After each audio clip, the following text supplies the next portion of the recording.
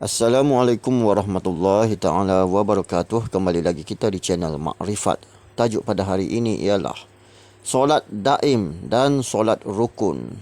Sebelum itu sahabat sekalian, jangan lupa subscribe, like, komen dan share, serta jangan lupa tulis qabil tu di bawah supaya ianya berkat. Sahabat sekalian, ilmu ini adalah ilmu tasawuf mukasyafah atau ilmu hakikat makrifat atau ilmu ihsan atau ilmu hakikat atau ilmu martabat tujuh atau ilmu sir atau dipanggil ilmu makrifat. Perlu diketahui bahawa ilmu makrifat adalah ilmu yang mengkaji di dalam diri kita. Sebelum itu sahabat sekalian, kita membahas tentang solat daim dahulu. Solat daim ialah solat di mana di dalam diri kita tidak putus-putus, iaitu zikir di dalam diri kita tidak putus-putus dalam musyahadah dengan Allah Subhanahu Wa Taala. Hanya orang yang diberi petunjuk oleh Allah Subhanahu Wa Taala sahaja yang dibolehkan solat daim. Orang yang duduk di tahap awam tidak boleh dilaksanakan. Bahkan orang yang dalam perjalanan sahaja pun tidak boleh dilakukan solat daim. Kerana solat daim ini adalah solat orang-orang makrifat, bukan solat orang-orang tarekat, bukan solat orang-orang hakikat. Kena faham betul-betul. Solat daim ialah solat 24 jam kita hatinya hidup dengan Allah Subhanahu Wa Taala, tidak putus-putus untuk mengingati Allah. Ingat dia melihat zat Allah, itulah ingat. Dia melihat zat Allah, itulah ingat. Dia tergambar-gambar zat Allah, itulah ingat. Kerana apa? Kerana dia sudah melihat Allah Subhanahu Wa Taala. Maka solat daim ialah dia selalu ingat nama Allah dan dia selalu ingat rupa Allah. Maka itulah solat daim. Maka kita tengok di gambar rajah tersebut, dalam tubuhnya itu penuh dengan zikir-zikir. Bahkan zikirnya itu melimpah di dalam tubuhnya kerana solat daim tersebut dan kerana zikir-zikir yang dia lakukan sebelum-sebelum ini. Maka Allah Ta'ala kurniakan solat daim kepadanya. Bukan seperti hari ini orang ingin meniru solat daim itu. Belajar tidak tinggi mana pun. Beramal tidak tinggi mana pun. Zikir tidak tinggi mana pun. Tapi hendak meniru solat daim. Ini yang salah. Ramai hari ini duk tiru solat daim. Solat para wali. Solat orang yang fana dengan Allah. Maka ini salah. Maka sesiapa yang menghalang orang lain untuk solat rukun, maka kafir. Maka berhati-hatilah. Maka dalam perjalanan jangan kita hidup meniru. Hendaklah kamu solat rukun juga. Kerana solat rukun itu adalah penzohiran ataupun tajalli bagi solat daim. Solat daim ini adalah solat di dalam diri kita. Maka orang yang wali Allah, duduk di tahap wali Allah, boleh lakukan solat daim. Tapi kita duduk di tahap biasa ini tak boleh. Maka solat daim itu adalah solat di dalam diri. Maka solat rukun pula, solat rukun 5 waktu itu adalah penzohiran bagi solat daim tersebut. Maka kita tengok pada solat rukun pula, penzohiran pada solat daim itu ialah kita duduk berdiri tegak itu ialah huruf alif pada asalnya. Huruf alif. Alif ialah bermaksud tinggi, maksudnya kalau kita nak membahas memang tinggi maksudnya. Alif itu ialah Allah. Tapi kita bukan Allah. Kita kena belajar lagi alif, kedudukan alif pada kita berdiri itu. Maka jangan kita tidak solat. Kerana solat itu adalah penzohiran bagi solat daim. Bagi orang awam wajib solat. Bagi orang tarekat pun wajib solat. Bagi orang hakikat pun wajib solat. Bagi orang makrifat, jika ia hendak tinggi dengan Allah Subhanahu Wa Taala, ia hendak menghambakan jasadnya kepada Allah Ta'ala, maka harus baginya solat 5 waktu. Kerana apa? Walaupun dia solat daim, dia hendak menghambakan dirinya kepada Allah. Kerana kita ini ada roh dan ada jasad. Jika roh saja kita menghambakan diri, maka tidak sempurna. Jadi kita menghambakan diri juga dengan jasad, iaitu solat. Maka kita tengok pada huruf gambar rajah disebut, huruf alif. Okey. Pada permulaannya kita kosong. Itu maknanya huruf alif. Kosong maknanya makhluk masa itu tak ada lagi. Hanya zat semata-mata. Kemudian Allah Ta'ala ingin ciptakan hamba, iaitu Nur Muhammad. Satu titik Nur Muhammad. Dipanggil.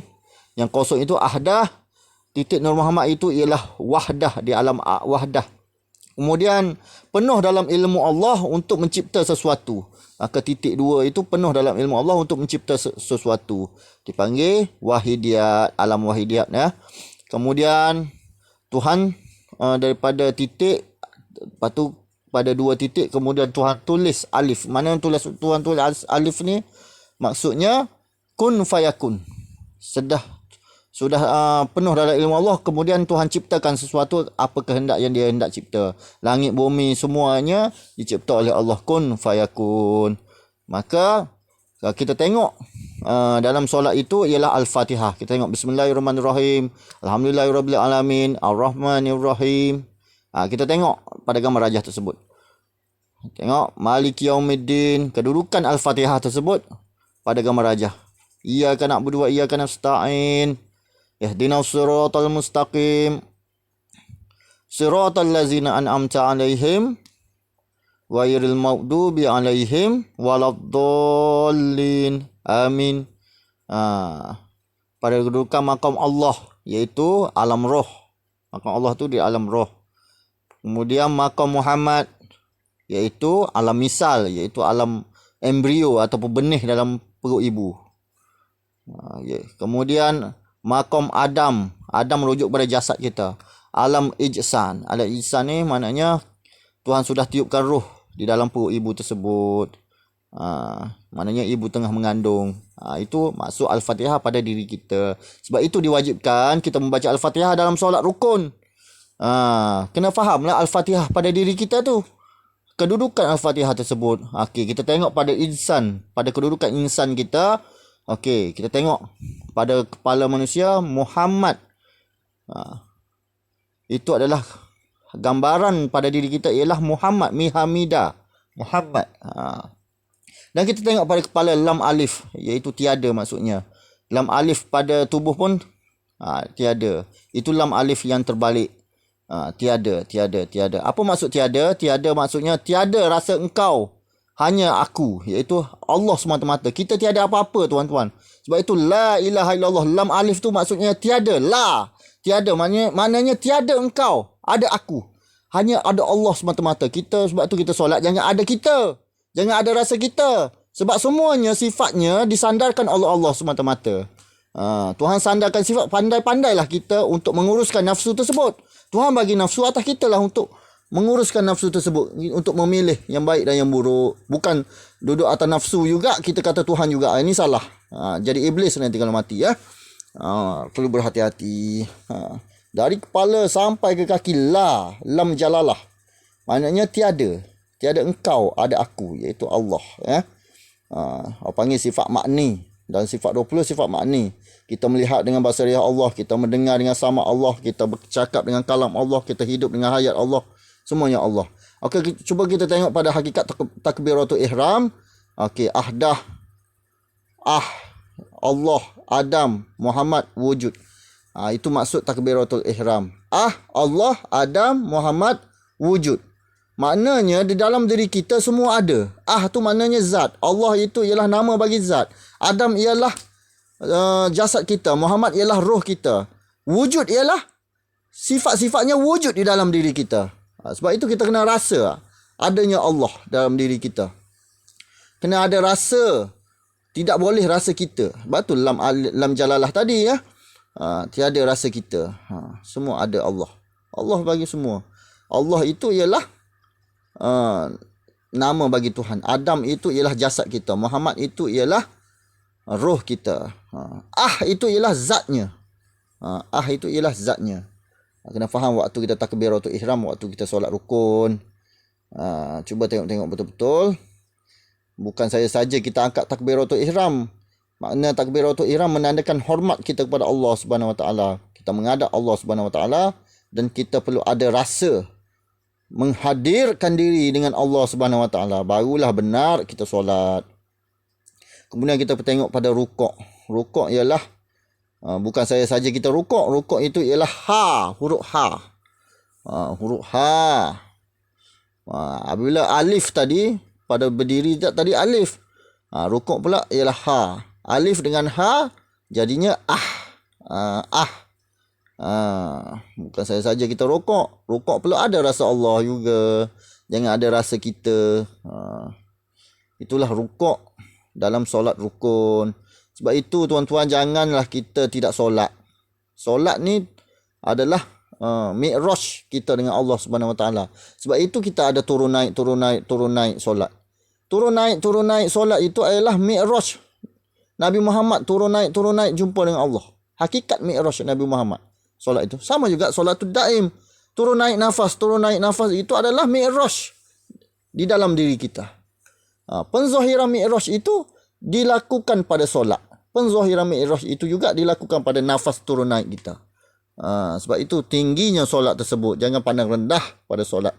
Kemudian kita tengok kepada sujud. Sujud itu ialah mim, huruf mim. Huruf mim. Sujud itu ialah huruf mim dalam solat rukun. Bukan saya saja kita sujud. Gerakan itu bukan saya saja, tuan-tuan.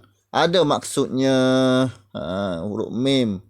Jadi kita kena ingat bahawa solat itu amatlah penting kerana ialah penzahiran bagi mi'raj, Isra' Mi'raj Nabi Muhammad SAW. Maknanya sujud itu, mi'raj itu sudah turun. Kita turun daripada mi'raj tersebut. Sebab itu turun naik untuk mi'raj dengan Allah. Sebab itu kita beramal perlu ada mi'raj. Bila kita beramal betul-betul kena ada mi'raj. Ini adalah hanya penzahiran, belum betul-betul. Ini adalah tajalli, penzahiran. Kalau betul-betul mi'raj macam Nabi Muhammad itu ialah orang tahap wali, orang yang sudah mengenal Allah, orang yang sudah tajalli zat, mengenal Allah Subhanahu Wa Taala. Ini hanya ilmu penzahiran supaya kita mencari, supaya kita mengenal, supaya kita makrifat kepada Allah Subhanahu Wa Taala. Bukan bercakap saja, bukan nak tiru para wali.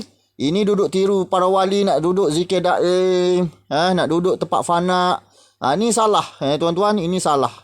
Maka perlu berhati-hati. Permainan nafsu di dalam diri kita, merasa alim, merasa sampai, merasa hebat, merasa tinggi. Maka itulah permainan nafsu di dalam diri kita. Maka berhati-hatilah kita semua dalam kita beramal. Sebab itu kita selalu berdoa bahawa supaya Allah Ta'ala bimbing kita. Kita kena selalu berdoa kepada Allah Subhanahu Wa Taala supaya Allah Ta'ala bimbing kita. Maka sujud itu ialah kita turun daripada mi'raj tersebut. Kita turun daripada mi'raj. Daripada kita naik mi'raj tadi, kita turun. Kan pergerakan solat sujud itu kan turun. Itulah turun daripada mi'raj. Kena faham dalam kita beramal, dalam kita solat, kita kena faham gerakan-gerakan tersebut. Supaya kita sedar bahawa kita ini ialah hamba, bukanlah Tuhan. Bila hamba, hendaklah kita solat. Menandakan kehambaan jasad itu ialah solat. Menandakan kehambaan roh itu ialah solatul daim, zikir hati. Jasad dan roh, kita ni mempunyai jasad dan mempunyai roh. Dua-dua perlu menghambakan diri. Kalau jasad saja tak boleh juga. Kalau roh saja pun, orang kata kalau roh saja ni dah boleh dah, tapi tak cantik. Tak cantik. Sebab seperti kita ingin memberi makan kepada sang raja. Seorang gundik ingin memberi makan kepada sang raja. Okey, kalau kita memberi buah durian seperti isinya saja tanpa kulit, jadi tak cantik. Kalau buah durian tu dengan kulit-kulitnya sekali kita bagi, sekali dengan isi, baru betul. Maknanya hakikat dan syariat itu sekali, barulah cantik kita, persembahan kita dengan sang raja tersebut. Begitulah dengan Allah Subhanahu Wa Taala. Persembahan kita perlulah cantik. Kemudian kita tengok pada duduk antara dua sujud. Duduk antara dua sujud ialah huruf dal. Huruf dal. Jadi kalau sambung daripada alif, ha, mi, dal, jadinya Ahmad. Jadinya Ahmad. Alif, ha, mi, dal, jadinya Ahmad. Maknanya huruf dal ni tersebut dalam mi'raj Nabi Muhammad SAW ialah ketika kamu duduk antara dua sujud itu, kamu duduk fana dengan Allah Subhanahu Wa Taala. Fana mana? Fana'ul baqa. Bila kamu turun daripada melihat zat Allah, kamu turun balik, itu dipanggil fana'ul baqa, iaitu wahdatus syuhud. Itulah gambaran dalam solat. Bukan saya saja gerakan-gerakan tersebut. Itu adalah perbuatan fana'ul baqa. Maknanya kamu duduk seperti orang ramai. Kamu fana di bawah. Sirullah ataupun nur zat itu masuk ke dalam diri kamu sehingga pancaran nur zatnya sehingga kamu fana kepada Allah. Maka alif ha mi dal itu ialah Ahmad. Ahmad itu apa? Ahmad itu ialah diri kamu, iaitu roh kamu. Diri kamu dipanggil Ahmad, diri muda kamu Ahmad. Roh kamu ialah Ahmad. Maka lengkaplah menjadi seorang manusia kalau kamu sampai mi'raj tersebut. Jadi hendaklah kawan-kawan kita solat, jangan tinggal solat. Kalau tinggal solat itu nak meniru para wali, hendak meniru para nabi, tak boleh. Kerana solat itu menandakan kehambaan yang besar kepada Allah Subhanahu Wa Taala. Kamu ada jasad, kamu kena solat menandakan kehambaan. Kalau kamu mau jadi Tuhan, buatlah bumi langit sendiri. Buat bumi langit sendiri. Rumput pun kamu tak mampu nak buat. Tanah pun kamu beli. Rumah pun nak runtuh. Mau jadi Tuhan. Bodoh punya orang. Jadi berhati-hatilah sahabat sekalian. Setinggi-setinggi ahli makrifat itu ialah kedudukan hamba. Abdika wa rasulikan nabiyyin ummiyin wa ala alihi wasallam. Hamba, rasul, nabi yang ummi. Yang paling tinggi maqamnya. Itu. Yang tahap paling tinggi itu. Cara Nabi Muhammad SAW. Jadi sahabat sekalian, semoga ianya bermanfaat. Jangan lupa solat.